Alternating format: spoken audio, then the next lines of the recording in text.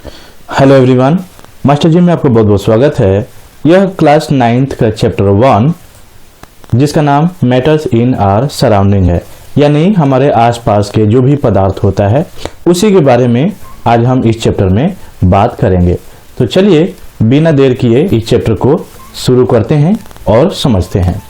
As we look at our surroundings we see a large variety of things with a different shape, sizes and texture. Everything in this universe is made up of materials which scientists have named matter. कहने का क्या मतलब है, जब अपने चारों ओर नज़र हम डालते हैं तो हमें अलग अलग तरह की चीज़ें नज़र आती हैं जिसका साइज, शेप और टेक्सचर सबका अलग अलग हो सकता है। बच्चों, साइंटिस्ट के अनुसार इस दुनिया में जितने भी मटेरियल से बने हुए चीज़ हैं उन सभी को हम मैटर कहते हैं। चाहे वो हवा हो जिसे हम सांस लेते हैं, चाहे हम जो खाना खाते हैं, पत्थर, बादल, स्टार्स, प्लांट्स एंड एनिमल्स, यहाँ तक कि पानी के बूंदे और जो सैंड का छोटे से जो पार्टिकल्स होता है उससे भी। एवरीथिंग इज मैटर, यानी ये सभी चीज़ें क्या है बच्चों, तो मैटर है। We can also see as we look around that all things mentioned above occupy a space and have mass. यानी ऊपर जो भी हमने एग्जाम्पल्स में देखा उन सभी को हम मैटर कह सकते हैं। यानी इन शॉर्ट में अगर कहें तो जिनके पास अपना कुछ वजन हो और कुछ ना कुछ वह जगह ऑक्यूपाई करते हो या घेरते हो, उन सभी को हम मैटर कह सकते हैं। अगर दूसरे शब्दों में कहें, in other words they have both mass and volume, यानी उनके पास मास और वॉल्यूम दोनों होना चाहिए। बच्चों, मास मतलब हिंदी में कहें तो द्रव्यमान और वॉल्यूम को हिंदी में कहें तो आयतन, यानी जिनके पास अपना द्रव्यमान हो और आयतन हो, यानी कुछ अपना जगह घेरते हो।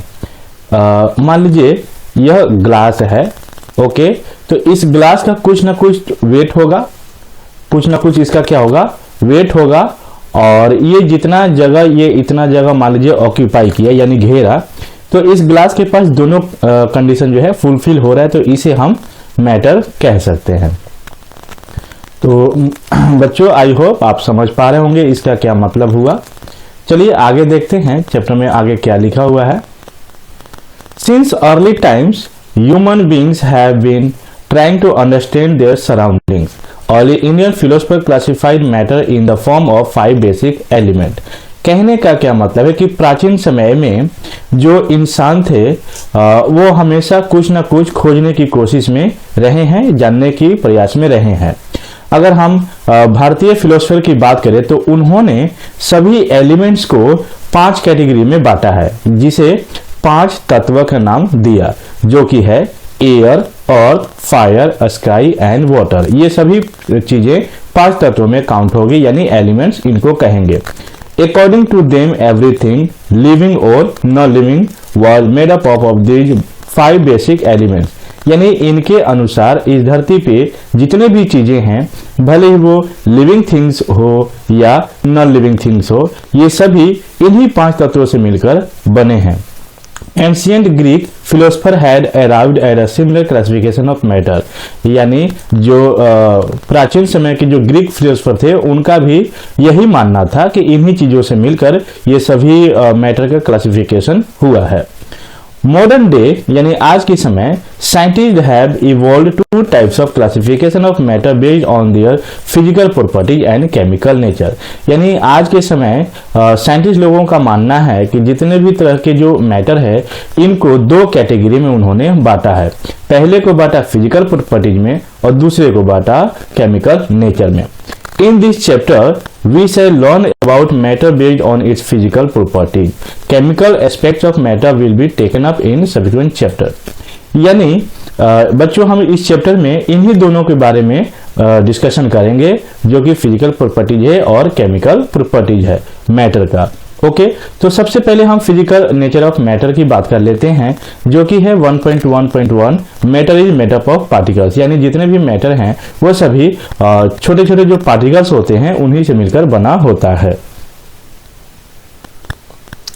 For a long time, two schools of thought prevailed regarding the nature of matter. One school believed matter to be continuous like a block of wood, whereas the other thought matter was made up of particles like sand.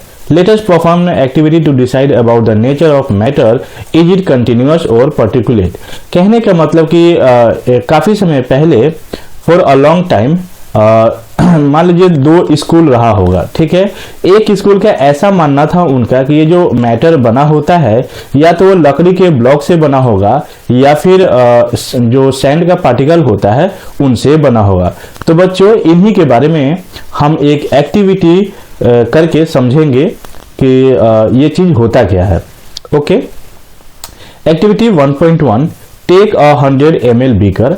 आपको एक beaker लेना है जो कि उसका measurement 100 ml होना चाहिए। मान लीजिए कोई हमने बर्तन लिया जिसका जो कैपेसिटी होता है होल्ड करने का वह 100 ml होना चाहिए। इस तरह से बीकर, आप अगर आपके स्कूल में साइंस लैब होगा तो आपने पक्का उसको देखा होगा कि बीकर होता कैसे है। बीकर के ऊपर जो है अलग अलग मेजरमेंट भी दिए रहते हैं। ओके, नेक्स्ट पॉइंट में क्या करना है, fill half the beaker with the water and mark the level of water. अब इसमें क्या करना है कि आधे बीकर को पानी से इतना मान लीजिए हमने भर लिया और मार्कर से यहां मार्क कर लिया कि हमारा वाटर लेवल है कितना। नेक्स्ट पॉइंट में क्या करना है, dissolve some water and sugar, dissolve some water और sugar with the help of a glass rod. यानी ग्लास रोड के सहारे आपको इसमें नमक या फिर चीनी घोल लेना है। उसके बाद फिर क्या करना है, observe any change in water level. आपको ऑब्जर्व करना है कि इसमें जो वाटर लेवल पहले जो आपने मार्क किया उससे इंक्रीज किया या डिक्रीज किया, ये आपको ऑब्जर्वेशन करना है। What do you think has happened to the salt.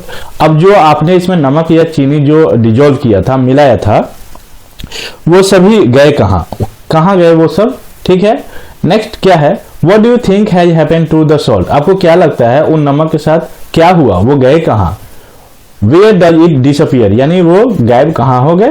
Does the level of water change, यानी जो इसमें वाटर लेवल था उसका कोई चेंजिंग हुआ या नहीं हुआ, यानी इंक्रीज हुआ या डिक्रीज हुआ इस वाटर लेवल का, ठीक है। In order to answer this question, we need to use the idea that matter is made up of particles. What was there in the spoon, salt or sugar, has now spread throughout water. This is illustrated in figure 1.1. यानी ये जो भी हमने activity किया इसमें कुछ question था और इस सभी क्वेश्चन का आंसर जानने के लिए हमें यह जानना होगा कि जो भी यानी जो मैटर बने होते हैं पार्टिकल्स के, ओके, इन सबको हम एक एग्जाम्पल के तौर पे हम समझेंगे इसमें क्या क्या दिया हुआ है। तो देखिए बच्चों, यहाँ पे एक बीकर है और बीकर में हमने आधा बीकर पानी से भर लिया है। उसके बाद हमने चीनी या फिर नमक को डिजोल्व किया।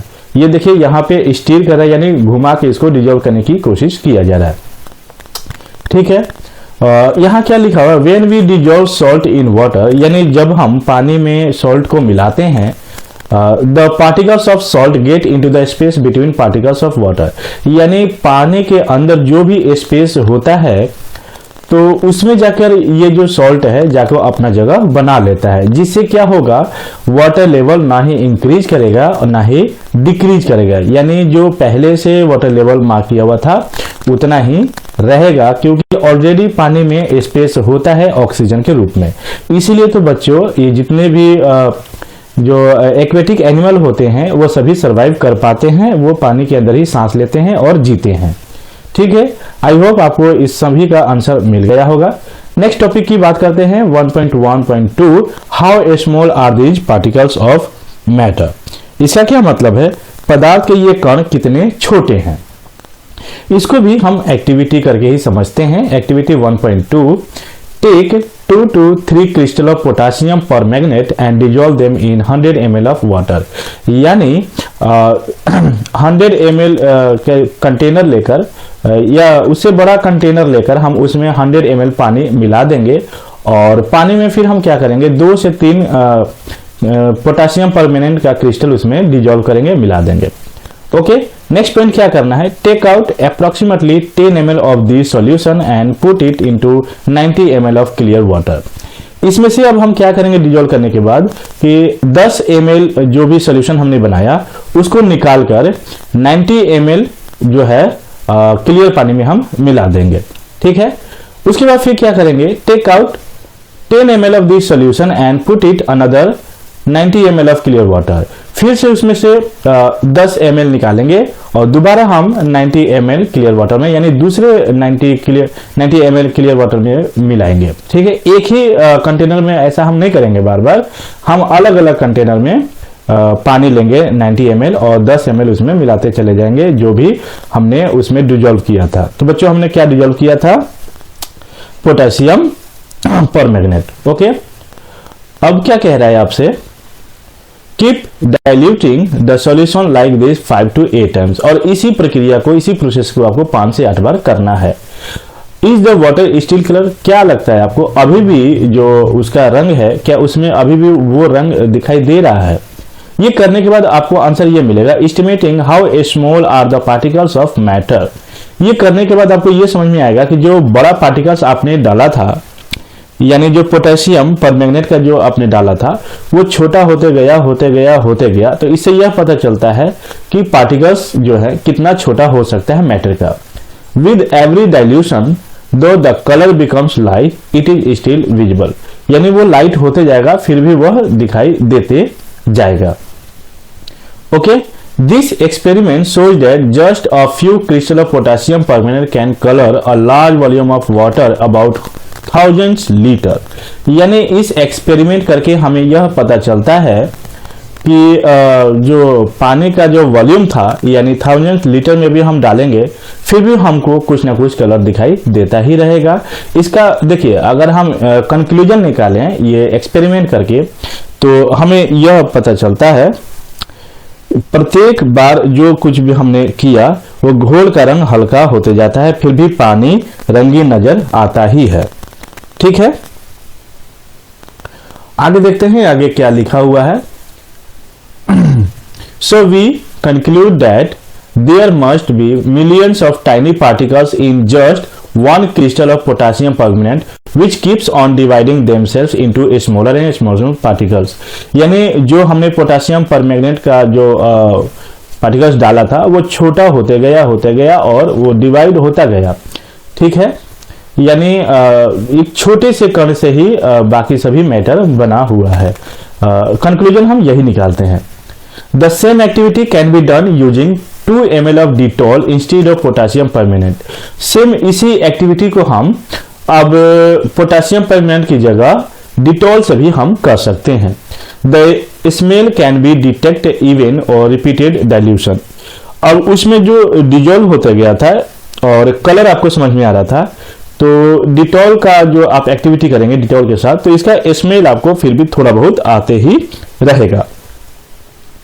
The particles of matter are very small, they are small beyond our imagination। यानी पार्टिकल के जो कण बहुत छोटे होते हैं इतने छोटे होता है कि हम कल्पना भी नहीं कर सकते हैं, हम इमेजिन भी नहीं कर सकते। ओके, नेक्स्ट देखते हैं topic 1.2 characteristic of particles of matter. यानी जो पार्टिकल्स के जो गुण होता है उसके बारे में हम अभी चर्चा करते हैं। 1.2.1 particles of matter have space between them. यानी पदार्थों के जो पार्टिकल्स के बीच जो खाली जगह होता है उसके बारे में। Okay, in activity 1.1 and 1.2 we show that particles of sugar, salt, Dettol or potassium permanganate got evenly distributed in water। Similarly, when we make tea, coffee or lemonade, जिसे हम नींबू पानी भी कहते हैं, particles of one type of matter get into the space between particles of other। This shows that there are enough space between particles of matter। यानी ऊपर के जो हमने एक्टिविटी दो तरह का करके देखा यानी 1.1 एंड 1.2, इस एक्टिविटी से हम यह कह सकते हैं यानी अलग अलग हमने एक्टिविटी करके देखा, शुगर के साथ डिजोल्व करके देखा पानी में, सॉल्ट को देखा, डिटॉल को देखा और पोटेशियम परमैंगनेट को देखा। तो इससे हमें यह पता चलता है कि वो अपने आप में जो है वो डिस्ट्रीब्यूट करते चले जाते हैं। अगर हम टी बनाएं, कॉफ़ी बनाएं या फिर नींबू पानी बनाएं तो जो वाटर लेवल होता है वह रिमेन्स कांस्टेंट ही रहता है, न तो बढ़ता है ना ही घटता है।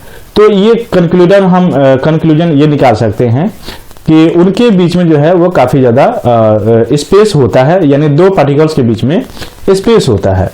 ओके, आगे देखते हैं आगे क्या लिखा हुआ है। 1.2.2 particles of matter are continuously moving. कहने का क्या मतलब है, पदार्थ के जो कण होते हैं वो हमेशा गतिशील होता है, यानी वो मूव करते रहता है। इसे हम एक्टिविटी करके जानेंगे। Activity 1.3, put an unlit incense stick on a corner of your class, how close do you have to go near it so as to get its smell. यानी अपनी क्लास के किसी कोने में एक बुझी हुई अगरबत्ती रख दें, इसकी सुगंध लेने के लिए आपको इसके कितने समीप जाना पड़ेगा। Now light the incense stick, what happens. जब आप उसको जलाएंगे तो क्या होगा। Do you get the smell sitting at distance, record your observation. जब आप अगरबत्ती को जलाते हैं तो क्या होता है, क्या दूर से ही इसकी स्मेल आपको समझ में आता है। इसको अपने ऑब्जर्वेशन में लिखिए। एक्टिविटी 1.2, टेक 2 ग्लासेस और बीकर फिल विद वाटर। आपको 2 ग्लास या बीकर लेना है और उसको पानी से भर लेना है। Put a drop of blue और red ink slowly and carefully along the sides of the first beaker and honey in the same way in the second beaker. अब बच्चों इसमें क्या करना है, पहले बीकर के एक बीकर में सावधानी से यानी केयरफुली आपको एक बूंद लाल या ब्लू कलर की स्याही डालना है और दूसरे में हनी डालना है। Okay, leave them undisturbed in your house in a corner of the class. इसे अपने घर में या क्लास के किसी कोने में इसको बिना डिस्टर्ब किए आपको रख देना है और रिकॉर्ड योर ऑब्जर्वेशन, और अपने ऑब्जर्वेशन को रिकॉर्ड करना है। What do you observe immediately after adding the ink? यानी स्याही की बूंद डालने के तुरंत बाद ही आपने क्या देखा। What do you observe immediately after adding drop of honey? यानी शहद की बूंद डालने के तुरंत बाद आपने क्या देखा। How many hours or days does it take for the colors of ink and spread evenly throughout the water? इसका क्या कहने का मतलब है बच्चों, स्याही का रंग पूरे जल में एक जैसा रूप से फैलने में कितने घंटे या कितने समय लगा। Okay, next activity 1.5, drop a crystal of copper sulphate और potassium परमेंगनेट into a glass of hot water and another containing cold water. Do not stir the solution. Allow the crystal to settle at the bottom. यानी एक glass गर्म पानी से और दूसरे को ठंडा पानी से भरना है और उसमें कॉपर सल्फेट या पोटासियम परमैंगनेट का एक क्रिस्टल डालना है और एक तरफ रख देना है। और याद रहे कि इसको आप डिस्टर्ब न करें, ना ही हिलाना है। और जो भी इसमें क्रिस्टल है वो क्या होगा, नीचे की ओर जाकर यानी अपने बॉटम में जाकर सेटल हो जाएगा, बैठ जाएगा। What do you observe just above the solid crystal in the glass? यानी आपने क्या ऑब्जर्व किया, ग्लास में ठोस क्रिस्टल के ठीक ऊपर क्या दिखाई देता है। ओके, आगे देखिए क्या क्या लिखा हुआ है। What happens as time passes? What does the suggest about the particles of solid and liquid? Does the rate of mixing change with temperature? Why and how? यानी समय बीतने पर क्या होता है, इसे जो सॉलिड या लिक्विड के जो भी पार्टिकल्स होंगे उसमें क्या पता चलता है, क्या तापमान के साथ यानी टेम्परेचर के साथ जो सोल्यूशन होने की जो रेट होता है वो बदलता है या नहीं बदलता है। अगर बदलता है तो क्यों और कैसे। From the above 3 activity 1.3, 1.4 and 1.5 we can conclude the following. यानी ऊपर के एक्टिविटी तीनों करने के बाद हमें कुछ रिजल्ट मिलता है जो कि इस तरह से दिया होगा। Particles of matter are continuously moving at that is they possess what we call the kinetic energy. As the temperature rises, the particles move faster. So we can say that with increase in temperature, the kinetic energy of the particles also increases. बच्चों, इसके कहने का क्या मतलब है कि particles के जो छोटे छोटे कण होते हैं, यानी जो कहने का मतलब कि जो भी मैटर के जो छोटे छोटे पार्टिकल्स होते हैं वह मूव करते रहते हैं। कहने का क्या मतलब कि उसमें जो है काइनेटिक एनर्जी होती है। टेम्परेचर बढ़ने से जो पार्टिकल्स की स्पीड होगी वह तेज हो जाती है। इसलिए हम कह सकते हैं कि टेम्परेचर बढ़ने से पार्टिकल्स की जो काइनेटिक एनर्जी है वह बढ़ जाता है। Okay, in the above three activities we observe particles of matter intermix on their own with each other. They do so by getting into the spaces between the particles. This intermixing of particles of two different types of matter on their own is called diffusion. We also observe that on heating, diffusion becomes faster. Why does this happen? यानी ऊपर के तीनों activities में हमने देखा कि matter के जो पार्टिकल्स थे अपने आप ही एक दूसरे के साथ जो है ऑटोमेटिक वो सॉल्यूशन बन जाते हैं, मिल जाते हैं, मिक्स हो जाते हैं। ऐसा जो पार्टिकल्स जो उसमें जो यानी जो बीच में जो जगह होता है, स्पेस होता है, उसमें जाके वो मिल जाते हैं। यानी दो अलग अलग तरह के जो मैटर होता है उसके पार्टिकल्स वो खुद ही एक दूसरे के साथ मिल जाते हैं। हमें यह भी पता चलता है कि उसे गर्म करने पर वह जल्दी से क्या होता है, डिफ्यूजन होता है।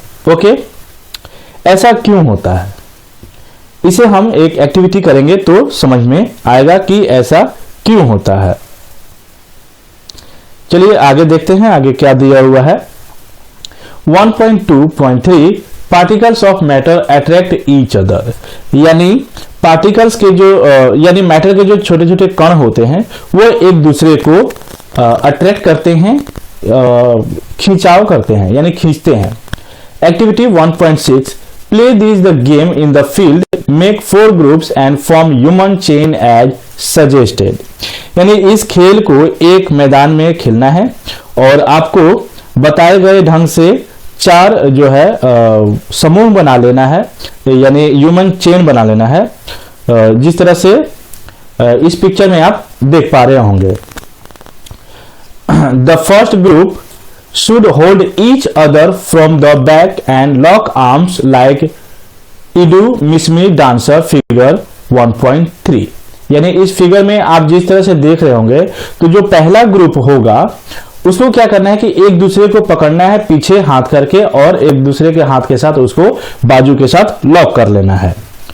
Okay, the second group should hold hand to form a human chain.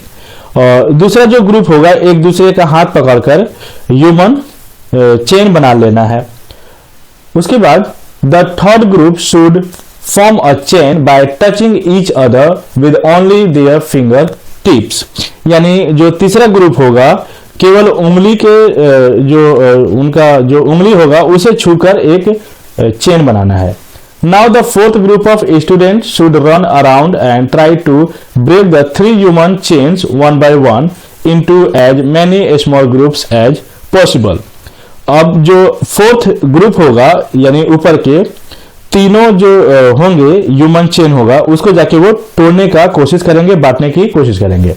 Okay, which group was easiest to break and why. यानी किस ग्रुप को तोड़ना आसान था और क्यों।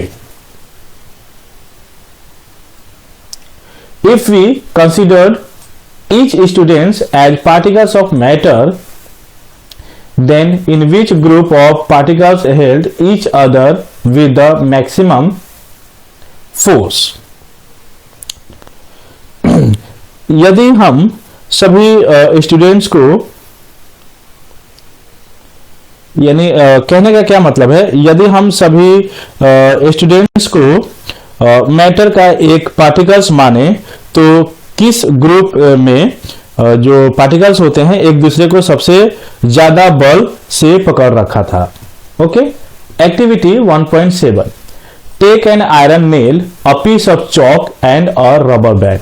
आपको एक कील ले लेना है और चॉक का एक पीस लेना है, उसके बाद रबर बैंड लेना है। Try breaking them by hammering, cutting और स्ट्रेचिंग। अब इसको आपको तोड़ना है, या तो हथौड़े से तोड़ सकते हैं, या फिर काट सकते हैं, या फिर इसको खींच सकते हैं।